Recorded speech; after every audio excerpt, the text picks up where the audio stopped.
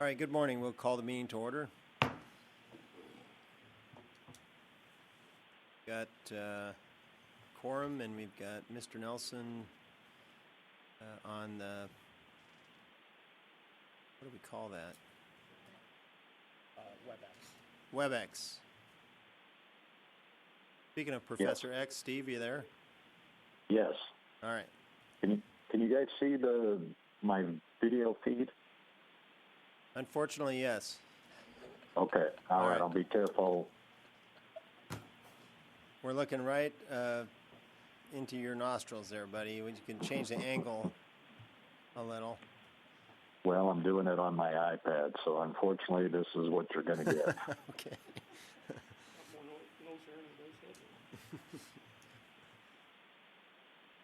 Okay. To begin the meeting, I'd like to take just a moment of silence to remember those that have passed since the last time we met.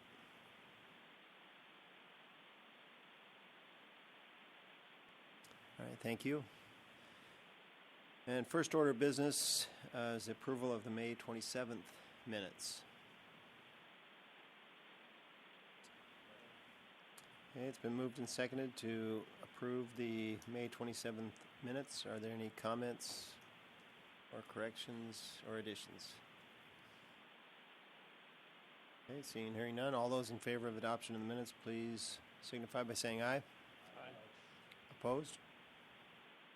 Okay, they are adopted. We're going to do the supplemental rate adoption here, lead in by Ryan here on this one, but we're going to move all the action items up a little bit. Lisa Wan has agreed to go ahead and finish after, just in case we lose Mr. Holy to legislative activities and lose our quorum. And if Mark shows up, then we'll be okay. All right, go ahead, Ryan. Thanks, Mr. Chair, members of the board. For the record, Ryan Frost, board staff, and this is the final report on supplemental rate adoption. That's not the one I'm looking for. That's it. All right, so a supplemental rate change may be necessary due to the passage of the remarriage bill, substitute House Bill 1194. So this bill, supplemental rate change would impact members, employees, and the state. The costs paid for by the plan is half member, 30% employer, and 20% state. And the strategic goal, one of the strategic goals of the board is to ensure actuarial soundness. So a bit of a rate adoption history. The board decided last year to leave rates at their current levels, but then to bump up rates to the full entry age normal cost in the 17-19 biennium. Again, as Steve mentioned before, we're still waiting on the audit of the actuary's fiscal note, so it may be prudent to defer any action on this until later on in the interim. But with that, I could present you some options if you'd like to see them now, or leave to the board's discretion. It's at the pleasure of the board. If you'd like to see some of those options available to us, why don't we go ahead and run through it briefly here. So if you weren't to adopt a supplemental rate, the rates would stay the same this biennium, 8.41%, 5 point for member, 505 for employer, and 336 for state. The second option would be to adopt the actuaries recommended supplemental rates. This would increase rates 4 basis points for the members, 3 for the employers, and 1 for the state. And then that would increase rates to 845 member, 508 employer, 337 state. And then the last option would be to adopt the full normal cost of the plan now that you planned on, or that you adopted for the 17-19 biennium with the cost of this new bill. So that would bump rates up to 889 member, 534 employer, and 355 state. And then this is a bit of the comparison between the three. And with that, I'd be happy to answer any questions. Are there any questions? Option 2, though, don't we have some conversations to have with the actuary's office on that one, right? Yes. Yeah. Okay. And option 3 for that matter too. Correct. All right. Any other comments or questions? Steve, do you have anything to add? No, other than if you were to consider option 3, those rates have not been funded by the House or the Senate or the governor for the upcoming biennium. The additional costs that were in the actuary's original fiscal note have been included in both the House and the Senate budgets. But option 3 would also present a budget imbalance issue that would have to be resolved next year. So there'd be quite a bit of extra discussion that would have to take place before the board would consider adopting option 3. Okay. Thank you. And Steve, just so you know, Mark Johnston is in the building. Good. So you guys should have a quorum then for the entire meeting. Yeah, so we'll revert back to our original schedule. All right, any other questions for Ryan regarding the supplemental rate adoption? Okay, thank you, Ryan.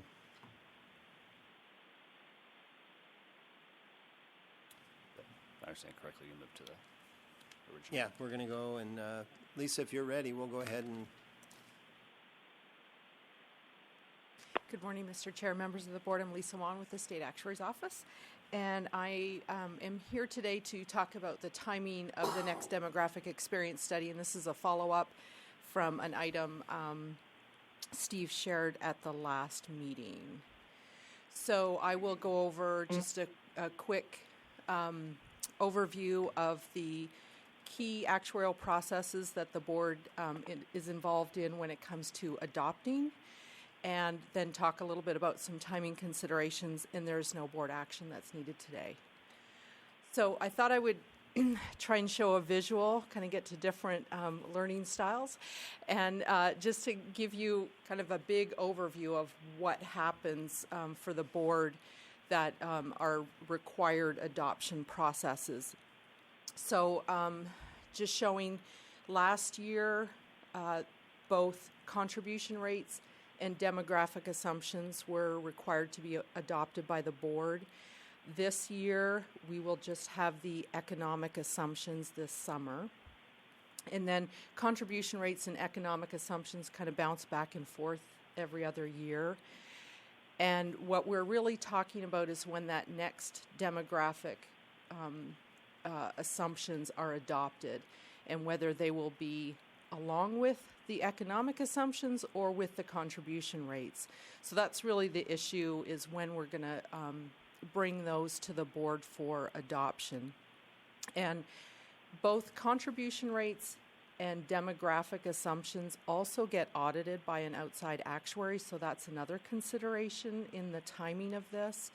And some of the things that occurred last year with having both contribution rates and demographic assumptions, they both happen at the same time. So not only do we have two audits happening that, you know, involves one organization, outside organization, actuarial firm doing both of those, it also requires our office to be managing that process and getting all that work ready. And then it comes to the board, and it's a lot of information. And particularly last year, what happened with the mortality improvement. That's a very complicated subject area, and it ends up being a lot for the board to try and take all of that in and adopt those, and then also look at how they're impacting the contribution rates and have to make a decision on contribution rates at the same time.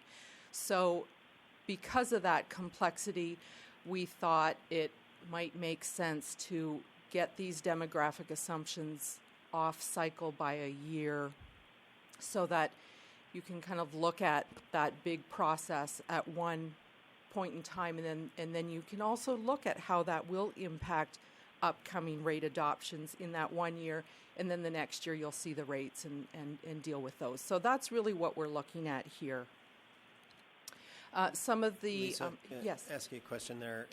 So on that previous slide, is that something that we agree to, or requires action by? I mean, that's kind of a question for Steve and you at the same time, but it makes Right. sense to us that we not compound everything into one time frame there. Correct. Yes, so I'm going to talk about what's required to make that change.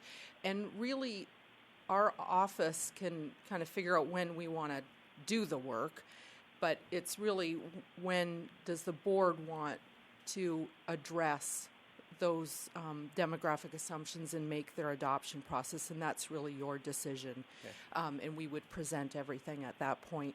We also have some coordination with DRS and then the Pension Funding Council and the audit of this work as well. Okay. So I wanted to share the adoption processes that are in statute right now are just the economic assumptions and the contribution rates. Those are the only two that in statute have specific timing associated with them. Economic assumptions are adopted every odd year and contribution rates every even year. So that's consistent with what I showed in the prior slide. And I've also included the RCW reference there just for your background information. So the demographic assumption adoption process is not in statute. The only thing that's in statute around that is that it has to happen at least once in each 6-year period. So what we're proposing is that we move the next demographic assumption process to a 5-year period and then continue 6 years after that. So again, it wouldn't require any amendment to current statutes. And the possible one-time adjustment to that cycle would move the next demographic assumption experience study to a 5-year period, 2013 to 2017, and then we'd be on a 6-year cycle again after that. It would move those assumption changes to occur with the economic assumptions and off-cycle from that rate-setting actuarial valuation and off-cycle with the audit. So that's the shortest presentation I think I've made to the board. And really it's just informational and just something to for you to think about what's going to happen in a few years. And I'd be happy to take any questions. Okay, any questions, comments? Stephen? Now, Lisa did a great job explaining the coordination issues that will have to be worked through if the board decides to move forward on this. The Select Committee on Pension Policy received a very similar briefing from the Actuary's Office. The PFC doesn't meet regularly, but they will be meeting for rates next year. So I would imagine that would be the first opportunity to present this idea with them. And they faced a number of the same challenges that you did last year, trying to do it all in one interim. It was a little bit even more of a time constraint for the board because you had to adopt rates before July 1, and the PFC, I think, had until the end of September or something along those lines. Anyway, it was a very tight time frame for everybody.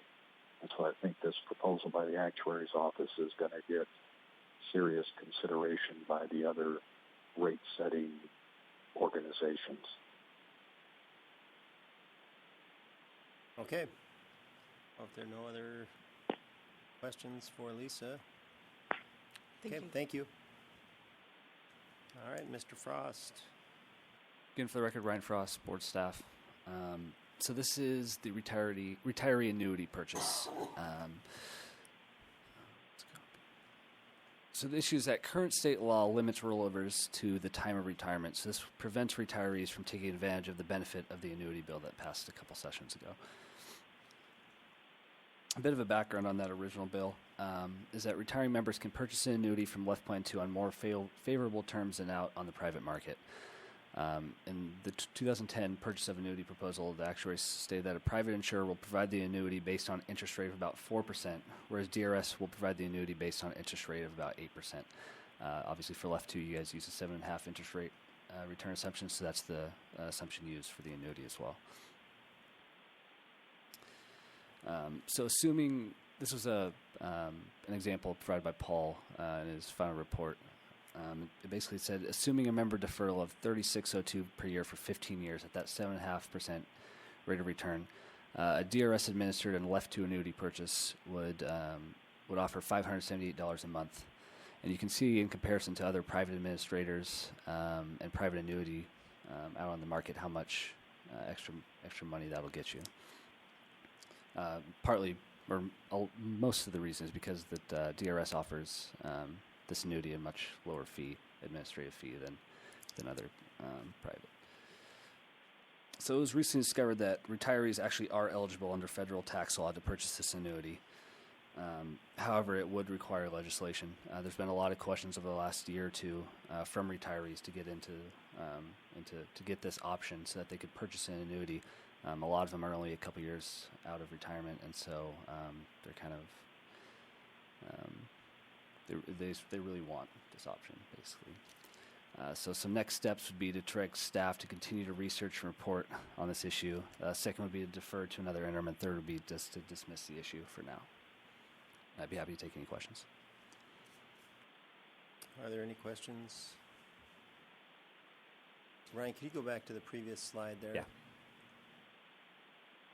And so is the SCPP looking at this as well?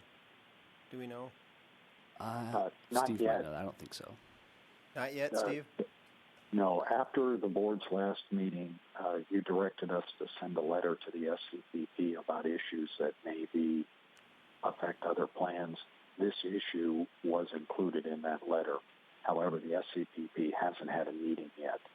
So at their next meeting, they will receive that correspondence and have a chance to decide what they want to do. Since the patrol has the annuity purchase as well, that was legislation this past session, I would imagine that they will be interested in this issue. And LEOFF 1 retirees have expressed interest in this issue for several years now. So this is, it's entirely possible that the SCPP will work on this issue. And the advice that the board received from Ice Miller that this type of purchase would be permissible for retirees has been shared with the AGs for DRS and the select committee. All right, yeah, the reason I was asking is because we did get a few inquiries at the Washington State Council of Firefighters from LEOFF 1 members as well as to their, why they weren't included in the bill in the first place. So, all right, any other, Jeff? Thank you, Mr. Chairman. Just a quick question here that when you talk about LEOFF 1 being included, this is something that would actually have to be purchased at the time of retirement, so you're talking about maybe or any time after it's available. Steve? Well, those options we'd have to flesh out for you, Representative Holey. Right now, LEOFF 1 members, I think there's less than 200 of them. Right. They do not have the option to even purchase it at the time of retirement. So that would be a new benefit. This is even a step beyond that, and it would allow retirees. One of the options that is typically typical for this type of benefit is that it's a window, so that retirees, for instance, would have a one-time window to purchase the annuity after retirement, that it would only apply to those retirees who never had a chance to purchase the benefit when they retired. And that way you avoid some of the anti-selection issues. But we would flesh all of that out for you in a follow-up on this topic if that's the will of the board. Okay. So action. And Tim, I'll ask you, if we picked option number 1, that's just to move it to the next phase of research, asking the board to do further follow-up for us?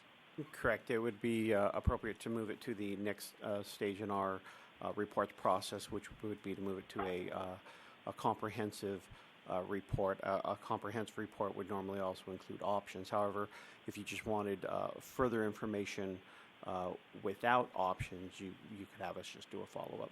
But the normal step would be to move it to a comprehensive, to move it forward. Okay.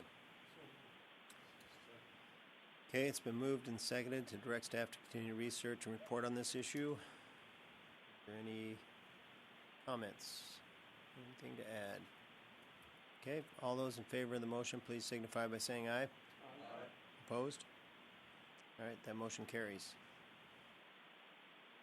All right, next item is income leveling options. Yeah. Again, for the record, Ryan Frost, board staff. So the boards continue looking for ways to add benefits to members at little to no cost to the plan. These income leveling options are designed to provide members who retire between the ages of 53 and 67 with a consistent total income before and after receiving either Medicare or Social Security benefits. So there are two options that are both independent of each other. One is to do a Social Security leveling, which means you base the benefit off of the Social Security full retirement age, and the second would be off Medicare, so age 65. So the benefit would be calculated between whenever you retire on age 65, or for Social Security, most members are between 65 and 67, so it'd be between the point you retire and 65 or 67. So again, this is designed to provide a consistent total income throughout a member's retirement. What it does is provide an increased allowance from the Left 2 Trust Fund before a member reaches the Social Security full retirement age, and then that allowance would be reduced from the trust once the Social Security payments start coming in. So any member who's paying in Social Security, so that's 58.5% of law enforcement officers or 6.5% of firefighters, would be impacted by implementing this option if they so chose to do so at retirement. And then there's also Medicare leveling. This option is really kind of intended to help pay for health insurance premiums after retirement because the benefit's not as high as it would be for Social Security. But again, there's also a permanent decrease in your monthly benefit amount to adjust for getting this pre-Medicare increase from the trust. So there's no actuarial difference in the total amount you're going to receive with or without either leveling option. The point is really to provide members with the flexibility and financial resources to retire earlier than they might be able to otherwise. So here's kind of a real rough basic calculation with the leveling option. So to assume members can get $2,000 per month in their pension benefit age 53, and then Social Security gives them an estimate of $1,000 per month. So what would happen is that pension would accelerate up in amount up to $2,500 in order to be equivalent with how much they're going to receive once they get their Social Security payment. So you can see there the pension would bump up $500 before Social Security retirement age, and then it would go down another $500 to compensate for the $1,000 that they'll get whenever they're eligible for Social Security. So it creates a $2,500 a month from age 53 all the way through until the member was to pass away. So these benefit payments are calculated using your Social Security estimate, which is received at your full retirement age, and the amount that the Left Trust would pay as an acceleration is based on your age and the number of years away you are from that Social Security full retirement age.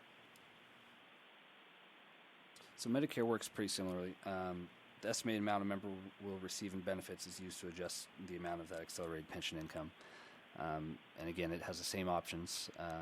You can still choose your survivor, 0%, 50%, 100% in either option. And then beginning of the month following your 65th birthday, that your pension benefit will be reduced to account for that increase in income that you'll receive from Medicare. So there's an important distinction, though, between the two options.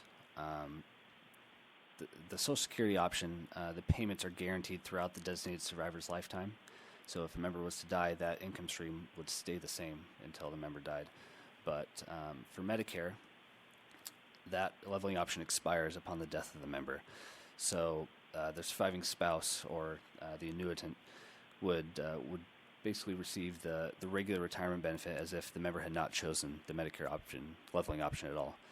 So that also includes all cost of living adjustments. So it would basically the pension amount would jump back up, but the increase or the income would stay the same because again the leveling is meant to have your income stay the same. A couple of the advantages is there's more money up front at the time of retirement. Either leveling option allows that. And it also has the advantage of simplicity for retirement planning. Your income's going to stay the same, relatively the same, from the moment you retire up until the member dies. But there are a couple disadvantages. The impact of post-retirement employment, even part-time on Social Security, has a drastic effect.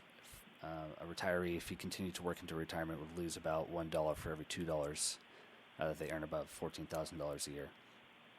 And there's also the disadvantage of members not being ready to see a reduction in their pension benefit, so that their pension check that they get at the end of each month was going to drop significantly to adjust for their Social Security check coming in that they should be getting. So a lot of members in other states that have this option are kind of have a bit of tension about when that first pension check comes in after Social Security, seeing a big reduction and wondering what happened. So next steps, again, would be to direct staff to continue to research and report on this issue. Second would be to defer to another interim. And third would be to dismiss the issue for now. And again, as Tim said, the first option would include some options. Is there any questions I can answer? Yeah, Mark? Get your microphones there so Steve can hear you. So would this option apply to members who don't pay into Social Security as a function of their LEOFF employment but may have a Social Security benefit through other employment? Yes. Yes. Okay. Does it, I'm sorry, just a quick follow-up. So I noticed in the presentation you mentioned that it was calculated based on your Social Security the estimate you received from estimate, yeah, you received, but there's a reduction of windfall eliminations provision. Is that part of the calculation? I believe so. Steve might be able to answer that better than I can, but I believe that any windfall or would be calculated into that estimate that Social Security gives you at the time of retirement. Okay. Yes, Mark, that would be one of the complications, administrative complications, if the board decided to pursue the Social Security option rather than the Medicare option, is getting accurate Social Security estimates particularly for those members who don't participate in Social Security as part of their LEOFF employment. But we would flesh out all of those administrative complexities as part of the options if we were to develop those for you further. Okay, I've got Representative Holey and then Wally. Well, thank you, Mr. Chair. I just want to follow up on what Mark's talking about here. It appears that something like this would almost be a moving target, in that you not only have the windfall elimination provision, you have the government pension offset, applying equally to a spouse out there that might be 50 or 100% residual beneficiary on this, and you also have the potential for 30 years of substantial earnings directly affecting any application of the WEP or the government pension offset out there. So exactly how are you going to be able to nail something like this down in real time with an amount certain, so to speak, and now when you actually have the potential to have something changing in front of you? I mean, that's kind of just like a heads up, here's probably what you're walking into. Yes, in Ryan's research on this topic, he identified a number of those types of administrative challenges that other states and the federal government have faced in implementing those. And one of the alternatives that some of the other jurisdictions have considered is the Medicare option, because that's one other, for instance, complication on the Social Security side is you get to decide when you start receiving your Social Security. You can get it earlier or later. Medicare is much more of a fixed number and a fixed time frame. So some jurisdictions who've approached this retirement income leveling topic have decided to use Medicare as the target date as opposed to Social Security for some of the very reasons that you guys have mentioned. And again, that's something we would flesh out for you in a comprehensive report. And one other point that if I can make is when you do that retirement or that Social Security estimate, it really locks you into decisions you make at the time of retirement. So if you want to change your mind in a couple of years, it's gonna it's unfortunate you're not going to be able to do so without taking some big losses. So if you decide to continue to work after retirement, after saying on the estimate that you weren't, then the Social Security Administration will probably basically they'll see that, and then they'll reduce your Social Security estimate way down, and then after you start receiving that, then it won't be a level option. You'll be receiving less money after you hit that age. So it's just another point. All right, Wally. Thank you. Would it be possible to implement both, or is it either or? I believe a member could choose either or, but not both of them. So I think both could be offered, but I don't think they would be able to choose both Social Security and the Medicare. No, as far as I know. Steve might be able to answer that better than me. I think that's right. I was going to ask, I can't remember from your research, Ryan, are you aware of any other states that offer either or? No, usually every state I've found offers one or the other. Usually it's Social Security. There's a couple that offer Medicare. Steve, when we talk about these administrative burdens and complications, so whose administrative problem is it? Is it, if it's just DRS, I'm okay with that, but as I'm looking at Dave Nelson. It would be DRS and the actuary's office would both have significant challenges, because the actuary's office would have to calculate those reduction factors for actuarial equivalents, and then DRS would be the one primarily responsible for communicating with the retiree and with the member at the point they retire to answer all of their questions about the option itself and how it plays out. Okay. Any other comments or questions? Okay, so next steps. Is there pleasure of the board?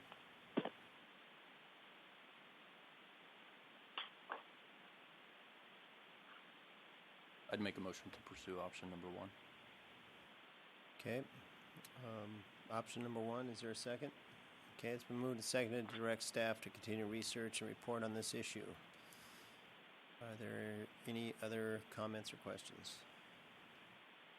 Mark? Yeah, I just would have a question for Steve about the workload that this may have on the board staff. In terms of managed. It's manageable. Okay. It's been an issue that was also brought up last interim, so there's a lot of background info that we have, so it wouldn't be much of a burden. No. Hey, Steve, I had one other, I guess, not more of a comment than a question about this. We always like to kind of inject a little flexibility into options for our members.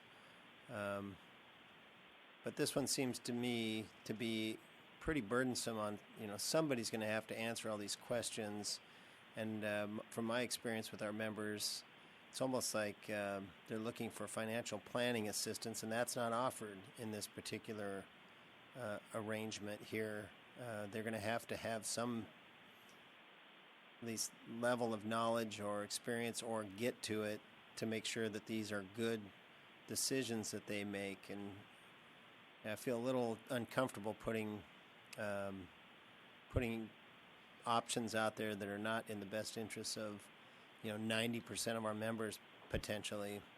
So the question, I guess, would be if we put this option out there and somebody wants to choose it, they're going to be asking, we get this from our members now. You and I receive a lot of inquiries from people about what's the best option. Should I do this? Should I do that?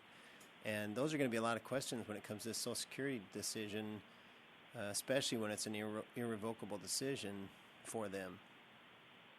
So I'm kind of reluctant to move too quickly on the issue before we have a lot of these questions answered about how we provide direction to members, not advice, but direction about what it means and how it works and what the benefits and consequences might be. And I think it just put the burden on DRS and potentially the ombudsman and our office here, I think could be significant. We'll make sure that we include thorough discussion of the administrative complexities in the comprehensive follow-up. Boy, that's the shortest answer I think I've ever received from you, Steve.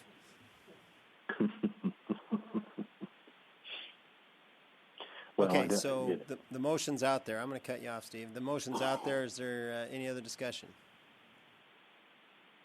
All right, seeing and hearing none, all in favor? Those opposed? No. Yeah, the ayes have it, but do you have to have 6 votes?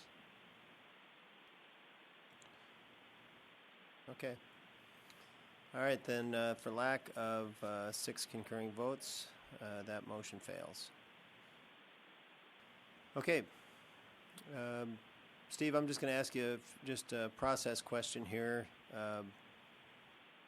Does that mean that the issue is just deferred to the next meeting if someone wants to reconsider,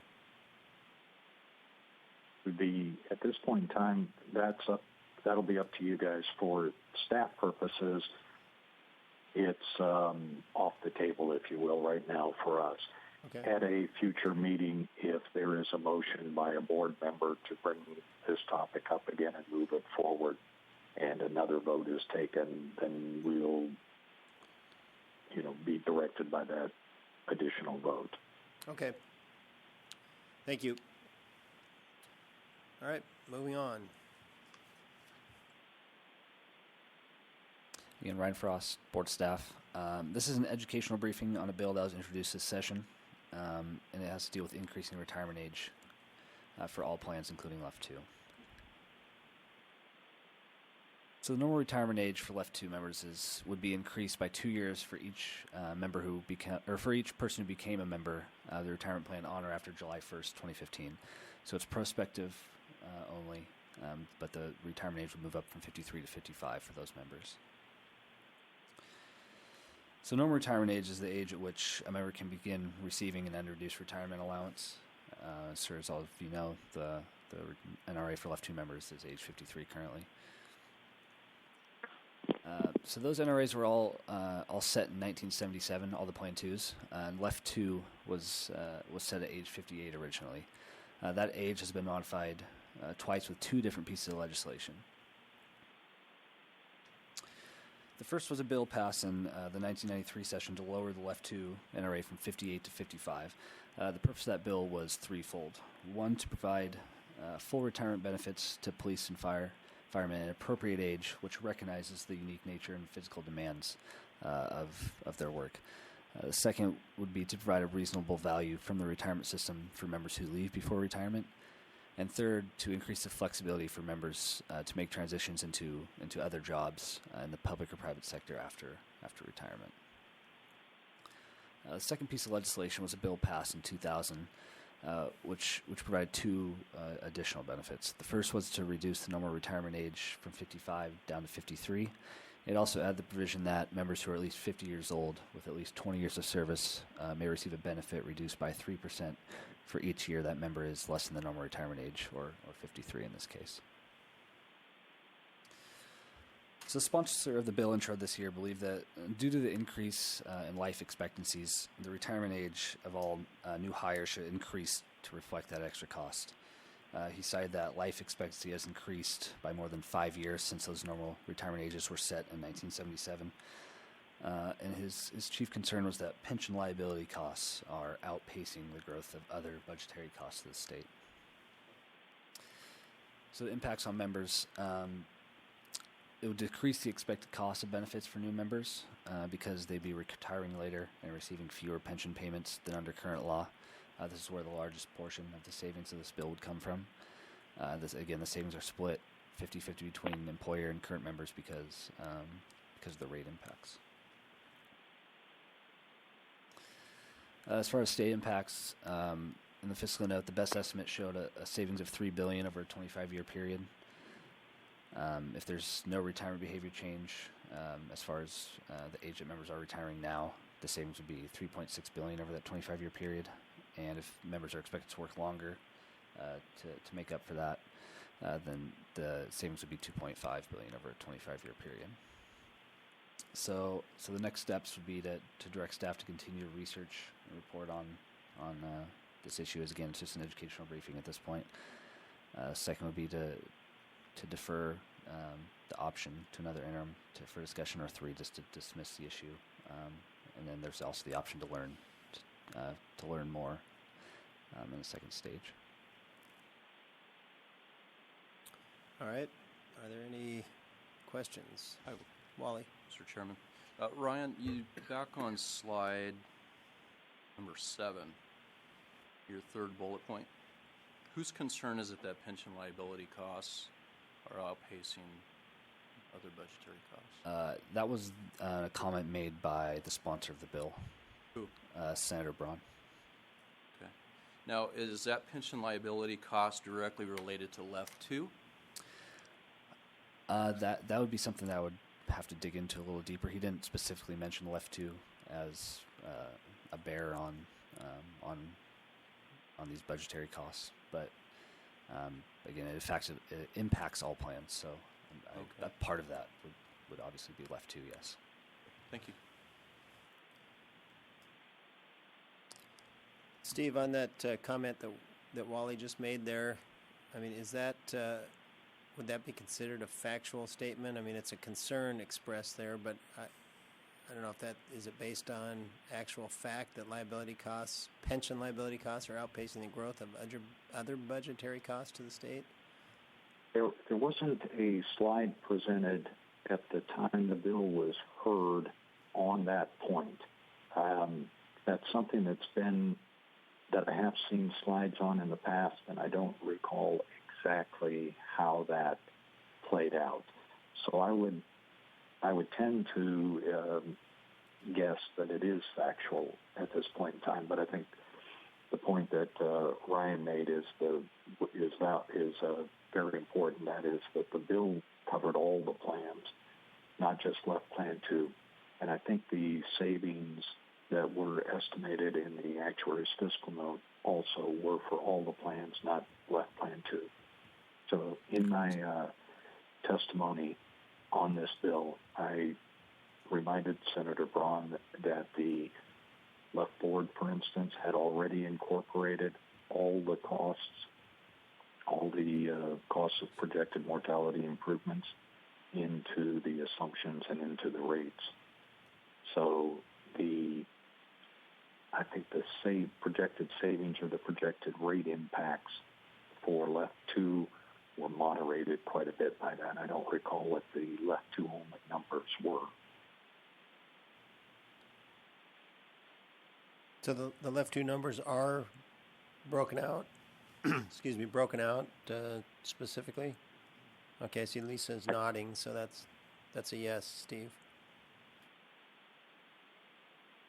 Yeah, I thought I can't remember if they were broken out in the fiscal note, but I knew OSA had calculated the liabilities separately for all the plans. And so we could get those for you with the LEOFF 2 savings. I don't remember the exact amounts, but again, it's been a couple of months, so my memory's already fading.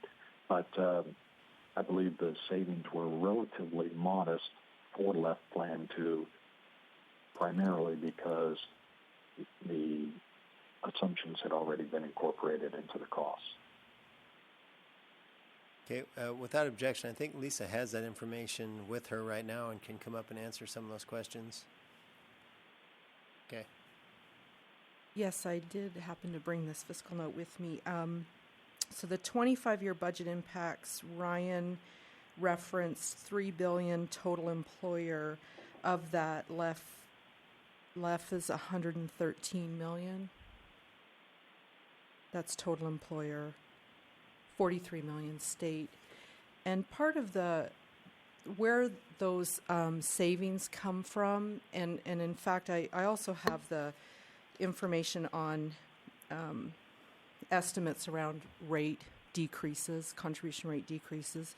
Part of where that comes from is it really comes down to what is the assumption for early retirement and what we're experiencing. And so for LEFF 2, we just don't have like a huge early retirement assumption at that 53 age. So basically what this bill would do is it would move the normal retirement age from 53 to 55. But if we don't have a lot of retirements happening between 53 and 55 and the assumption isn't very high, well, when you remove that assumption, you're not saving a lot. So that's really what's happening with LEFF 2, and we found in this analysis that we didn't have the same magnitude of savings for LEFF 2 as we saw for other systems. Okay, at this point, the average member retires at 56 and a half. Yeah, so does our early retirement factor still apply back to age 50 then? The 3% per year? Or would it move up to 52, or do we even know if I'm that was trying in to part of the remember bill? what this bill actually did around early retirement. I can't remember if it moved that 2 years as well. I believe it did. Did it? Okay. Oh, it moved it up to... If it did, Okay. it moved it up to 52. Steve, do you recall? Yeah, that's the way I recall it as well, is that there was also a change in the early retirement eligibility age. And let's see. Yeah. No, I think Lisa hit on the one of the key points there. Your experience for early retirement right now also moderates that cost. Yeah, didn't we have at one point over the dozen or so years that we've been here, we talked about this, if there were savings we could garner by raising the retirement, because our experience was that everybody was leaving later than 53 anyway, and since it's already been kind of built into our experience, that the savings were pretty minimal. No, your memory's correct. Not all of the board members were there at the time, but the board, back when you were pricing a number of different benefit improvements, one of the other topics that was priced by the actuary's office was the savings that would result from moving the retirement age from 53 to 55, with the idea that that could be a way of offsetting some of the potential costs of a benefit improvement in the future. And I don't recall what the fiscal note was at that time, but since that time, you have you've adjusted your early retirement assumptions at least twice, and that has reduced some of the savings that would be available and also reduced some of the cost of this type of proposal, or savings from this type of proposal. So I think it was a little over 200 or right around 200 million when it was in savings when it was priced for the board probably 8 years ago. Yeah. Something along those lines. That's what I recall. It's been quite some time. I think we all assumed at that point that, we paid a fairly significant price in 2000 to get it down to the age 53, and we thought those savings would be generated again, but it's already been baked into the experience, so it was a lesson for a number of us here. Okay, any other questions for Lisa? Just one. What was the investment return assumption used to create that fiscal note? We use the assumption that's in statute, so 7.8% for all plans and 7.5 for LEFF 2. Okay. So if it were to be 8%, the $113 million that the senator citing wouldn't be factual. If the investment return assumption That- was changed, or Right. If it came to be that the investment return was better, the actual $113 million would be less. well, the 113 million is based on assumptions for the future. So if we change the assumption to 8%, then the savings would probably be a little smaller. because the liabilities would be smaller if we had a higher investment return assumption. Thank you. Okay, any other questions or comments for Lisa? Okay, thank you, Lisa. And so back to our next steps. Jack. Ryan, do you know how many people, how many of our left people have retired at age 53? I don't have the number off the top of my head right now, no. I just know the average age. I could have that. I know the average age of policemen and firemen. The average age they go out. That's 56.1 for police, I believe, and 56.9 or 57 for firemen. 57. Yeah. But as far as how many retire at 53, I don't have the number off the top of my head. I can definitely get it to you, though. Okay. It's available. And to dovetail onto that, not only the retirement age, could you try to get us the years of service? Yeah, Thank you. definitely. Okay, any other questions or comments? Pleasure of the board. I think we've kind of been asking staff to do a little bit of research. It doesn't necessarily mean that we move anywhere forward, but just get more information. On this topic, you've pretty much got all the information that's going to be out there, unless you wanted to come up with your own, alternative proposal to the one that was sponsored by Senator Braun. Well, Steve, it appears to me we're kind of just reacting to a legislative proposal by someone, and we've already established everything we want to do for the next 2 to 4 years and in our long-term planning. So other than just getting the information about what this would do, I don't think there's a whole lot that we need to... If we've got all the information we need, then just dismiss the issue for now. I don't know, I can't make that motion, but... Okay, moved by Jack, seconded by Mark, to dismiss the issue for now. Does that require a motion? I think it does. Okay. All right, that's the, any comments on the motion?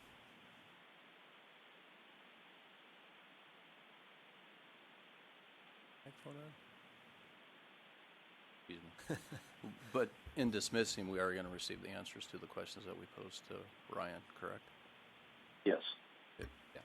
I'll send out an email to all the board members. Okay, so you'll get those answers. All right, on the motion. All those in favor signify by saying aye. Aye. Opposed? Okay, the motion carries.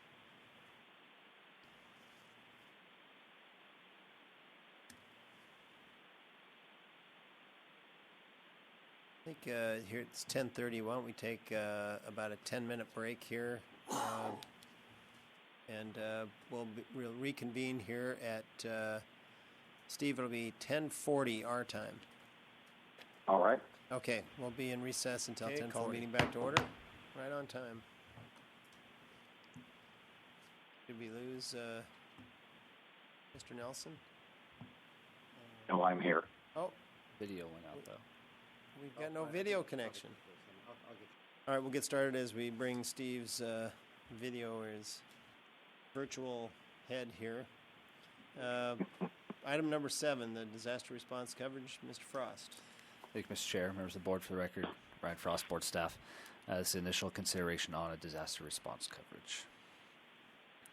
So the issue is that left 2 members who are called up to federal service to respond to natural disasters such as the Chelan wildfires or the Oso mudslide have different and often less pension protections than those called into service for military reserves or the National Guard. Any member who dies before retirement is entitled to a wide range of death benefits. For duty-related deaths, beneficiaries are paid a state death benefit of $236,443 as of July 1st, so in a week here. There has been previous legislation that kind of touches this topic. The SCPP and the Left Point 2 board passed joint legislation in the 2009 session. And what that bill did was provide an unreduced survivor annuity to qualifying survivors of members of all systems and plans. who leave public employment due to service in the National Guard or military service, or military reserve, and die while in honorable service during a period of war. So that period of war language really creates a benefit gap where members who are called up by the National Guard or military as first responders to national disasters are not covered. So additional legislation with language tying these first responders to national disasters would be needed to tie them into the unreduced survivor annuity. So there's two policy issues. The first would be what's the consideration by the pension plan for military service? And the second would be what is the adequacy of benefits provided to survivors of members killed in military service? Currently, there's no special considerations made for members who are called to military service to respond to national disasters, as mentioned before, and that's what has created this benefit gap. Survivors of members killed in military service while responding to natural disasters as first responders are treated the same and have their benefits computed the same currently as a survivor of a member who left employment for any other reason. Another primary policy question is whether the survivors of members who die while called to respond to these natural disasters should receive the same benefits as members who die while serving in the military during a period of war. It's basically, again, to tie first responders into that 2009 piece of legislation. So some next steps would be to direct staff to continue to research and provide a comprehensive report with policy options. Second would be to defer the issue to another interim. And third would be just to dismiss the issue. And I'd be happy to answer any questions. Okay, any questions? Jack? Do we have any numbers on who's been affected by this? Currently, I don't have numbers. I could provide some in the comprehensive, though, a best estimate at least. I could provide a best estimate of how many members would be impacted by if this legislation was tied to first responders. Is that your question? More along the lines of anybody that's been killed while being involved in one of these situations in natural disasters. Jack, not so far. Part of the issue identified if there were some questions. There were some members who were injured during the course of the Chelan wildfires or in the Oso mudslide, but fortunately none were serious, and there were no deaths that we're aware of. But some questions came in about different levels of coverage. And then there was one firefighter following that who was called up to federal service for training purposes and died during the course of that training. So depending on the type of proposal that was developed by the board, there's potentially one member who might be covered under a death benefit. Okay, thanks. Any other questions? Okay, your pleasure on next steps. Patrick? I move to do further research. Okay, it's been moved and seconded to direct staff to continue research and report on this issue. Is there any other discussion? Seeing and hearing none, all those in favor signify by saying aye. Aye. Those opposed, no. Okay, that motion carries. All right, we are on item number 8. The final, I shouldn't say final, but how about the legislative update for now? Yeah, thank you, Mr. Chair. Again, for the record, Ryan Frost, board staff. And this is the 2015 legislative update as of June 24th, 2015. So as an overview, we'll just touch on two of the impacts. First, the contribution rates, and second on what's the status is of the benefit improvement account. So although the final budget has not been passed, the governor's budget, the House budget, and the Senate budget have funded the rates in all three of their proposed budgets. And then as far as the benefit improvement account goes, the governor proposes a $10 million payment. And then the Senate proposes canceling the 2015 payment and also stated that their intent is to suspend the payment in 2017 as it investigates whether this benefit should continue, be modified, or be terminated. The House budget made an amendment in the Appropriations Committee yesterday stating that $15,779,000 payment will be placed into the benefit improvement account from the Left 2 Trust itself. But that budget has not had a House floor vote yet, so that budget is not final proposed out of the House quite yet. And with that, I'd be happy to answer any questions. Any other questions, comments? Okay. Steve, that brings us to the point of the meeting where we are excited to have an administrative update. You cannot possibly be as excited as I am to give it, Mr. Chair. Agreed. Let me cover a couple of quick items. First, with respect to outreach, Paul and Ryan attended the recent Washington State Firefighters Association annual conference at the beginning of June and had a table there and provided outreach. Tim and I attended the June WAPOPS spring meeting, and Tim had a table there the entire time where we provided outreach. I gave two presentations. One was a legislative update and answered questions members had about legislation and rates and the benefit improvement account. And then I was also part of a panel along with Alex Kosiski from DRS and two financial planners to discuss financial preparedness. This upcoming, there will be the Washington State Council of Firefighters Convention. I will be there with Ryan. We'll have a table where we'll provide outreach. No presentations are scheduled. The couple of other quick administrative items. You should have all received an email from Jessica about scheduling expectation interviews. And if you've already scheduled that, fine. If you haven't yet scheduled those, please let her know and work on setting up a time at your convenience. You'll recall this is where I come out to you to go over how we met your expectations for the past year and get an idea of your expectations for the upcoming year. And then related to that, Tim has sent out a survey to all of your LEOFF email accounts. So please, if you could check that and complete those, we'd appreciate it. The survey this year is only 10 questions, and it'll be used as part of the expectation interview process. Ryan mentioned the state budget is still in process. A number of agencies will be providing notice to their employees this week that in the unlikely event that a budget is not passed by July 1, agencies will be fully or partially shut down. Because the LEOFF Plan 2 board is paid for out of the LEOFF fund and does not require a state appropriation in order to operate, the LEOFF 2 board will not shut down July 1 in the unlikely event that there is no state budget by July 1. A couple of quick notes as well. Jessie had her one-year anniversary with the LEOFF board yesterday, and it's been a great year from our perspective. So that's a happy note. Also, I wanted to let you know that Ryan was recently promoted, so you might have seen his new title. He's been with the board now 3 years.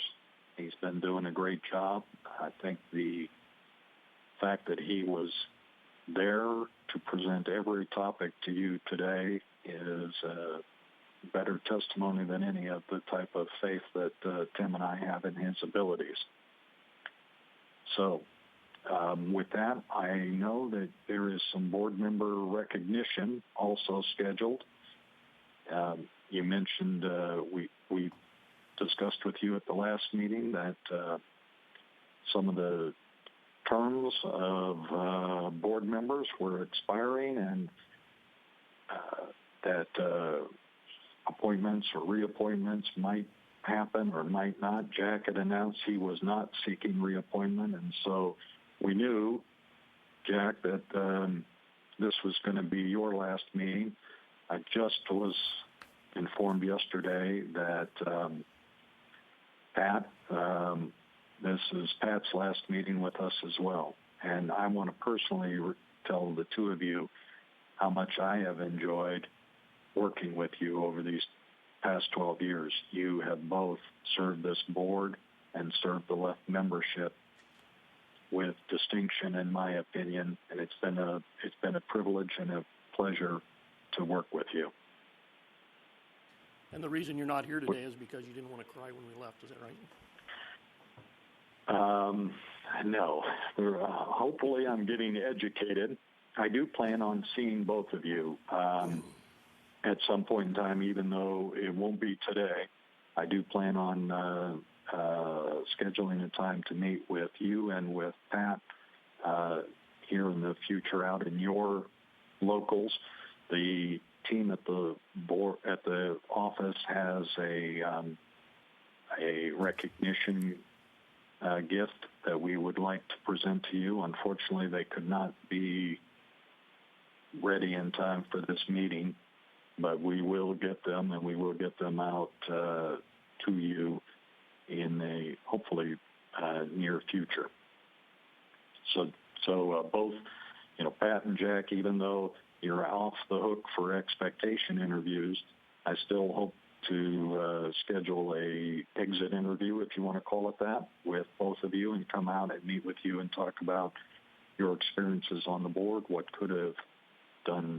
we could have done better, and any ideas that you might have for future board members and how we could provide better services to them. Well, I think having Ryan run the meeting worked really well today. I hope you would take some notes from that and how quickly he got through the agenda. You can see we have a lot of confidence in him. He does do a great job. Thanks, Steve.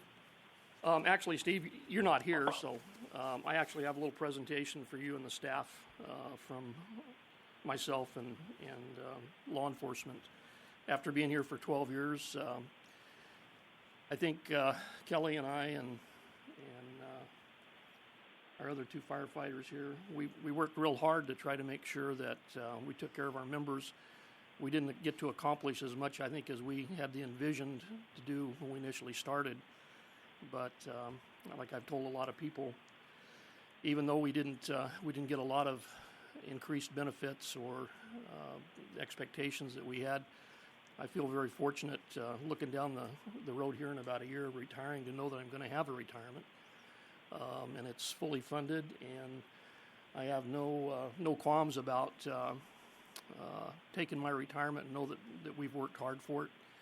And the biggest key, I think, right now is for the board from here on out just to be sure that they can keep what we have and we don't lose anything, because you've done a great job with your direction and your support, and your staff makes you look good, as we talked before.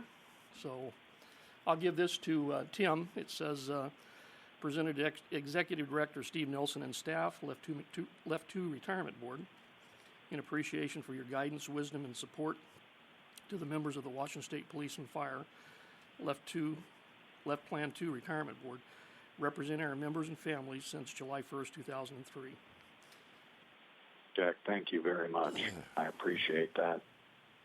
And I'd be amiss, too, if I didn't recognize three other guys.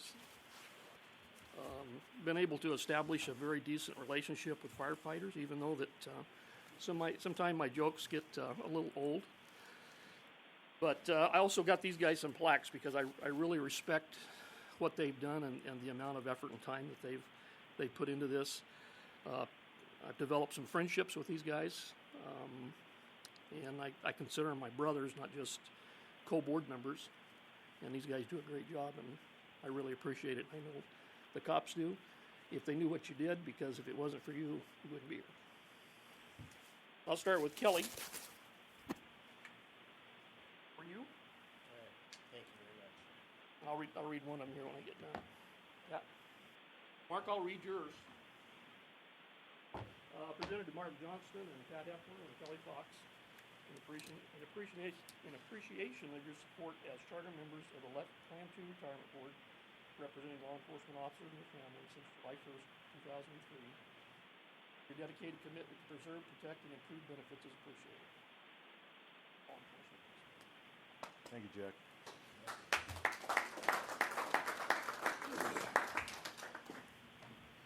I'm done. Thank you very much, Jack. Much appreciated here, and And I, too, want to thank you for your distinguished service here to the Left Plan 2 Board, to all of our represented members of law enforcement and the fire service. We appreciate everything you've done, and your guidance and direction here has been a benefit to all of us. So thank you very much. Thank you. And I'm sorry I'll miss the strategic planning committee meeting this year. So maybe I could call in, Steve. That'd be all right, and I could listen. You could. Hey, Mr. Chair, if I may. Patrick, go ahead. I too, though not as prepared as Jack due to the notice, Jack, I personally want to thank you. I'm not only deeply touched, but I want to thank you also for not only being a board member, but being on the executive board and all the time and effort you've done with that too, and your insight and friendship. But I also, I just want to recognize that it's been a humble honor to represent the firefighters and law enforcement members of our state in Left 2 for the 12 years since July 2003. And truly a privilege to be able to work with the board members we have, the board members we've had over the last 12 years, but specifically want to recognize being able to work with Brother Mark and Kelly and Jack for all 12 years. But everyone else that's been on the board too, especially Representative Holy for as long as you have. I have a deep gratitude that you've for the time and effort you put in and the insight and just the decisions you've made and what the caring you give for this pension. And I know the members, not all the members have expressed it, but I think that we have their confidence that it's in good hands. I also want to deeply thank the staff, Tim and Jessica and Jesse and Ryan, but Greg and Sean and Steve, of course, for your patience, kindness, and assistance and help and friendship. I truly thank you. And I'd be remiss without thanking the members of the Office of State Actuary, Lisa and Matt, especially for their patience and kindness and education throughout these last 12 years, especially the first few years. My goodness, the learning curve's huge, and thank you so much for boiling it down to firefighters' terms, basically. An old truckie, especially, and also for the Department of Retirement System and all your help. We've had a lot of faces come and go, but there's a strong bond and relationship that makes this a team effort. And I think Jack and I are leaving it in good hands.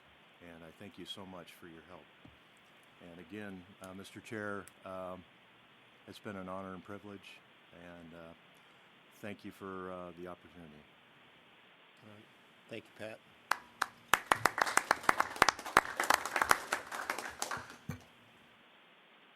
Okay, just point of information, the terms were up, and so we've got some new members that'll be joining us next month, and it kind of came as a little bit of a surprise to all of us that Pat had finished his 2 terms, and he didn't know it until today, and I didn't know it until this morning that Pat's appointment is completed. His 2 terms are completed, so same kind of recognition to Pat for everything that he's done, all his contributions. We came into this thing pretty wide-eyed and optimistic about what we can do, and I think, like Jack said, we probably are a little disappointed in some things, but we've been exceeded expectations of what we could accomplish as a fledgling board in 2003, and couldn't have done it without the staff, but also the leadership of and direction of these two gentlemen that are going to be leaving us. So thank you both again, particularly Pat. It's been great to work with you and continue our work together, and hopefully we'll continue to do other things for firefighters and law enforcement officers. So just as a point of kind of an announcement here, we do have Mr. Golnick was reappointed. Senator Judy Warnick will be joining us, and then kind of passing the torch, Pat's passing it on to Mr. Mike White, who's out here in the audience with us, will be the new board member representing firefighters. So, Steve, do you have anything to add as far as administrative? The next thing would be agenda items for future meetings. We will get some agenda items. We've got a number of sort of phase 2 of the preliminary meetings, preliminary presentations that you asked for at your last meeting. Phase 2 of that will be at the July meeting, along with some administrative updates. And then we'll talk to you at that point in time about whether or not you want to have an August meeting. You don't have to decide that today, but at the July meeting, be prepared to sort of decide that, and then that'll kind of flesh out the remainder of the interim in terms of how the agendas will flow. We're still planning for an October offsite to focus on strategic planning. Make sure you get those dates to Jack, would you? Will do. Okay, anything else to come before the board? We are scheduled, I believe, is it the 23rd, Steve? 22nd, excuse me, July 22nd. And in advance, I'll be having to call in that day. Got parental duties with my mother, so. All right. Well, nothing further to come before the board. We will be adjourned. Just so you know, lunch will be provided for us. It's ready to go. It's been ready for the last 10 minutes or so. And if there's no other business, we'll be adjourned until the 22nd of July. Okay, thank you.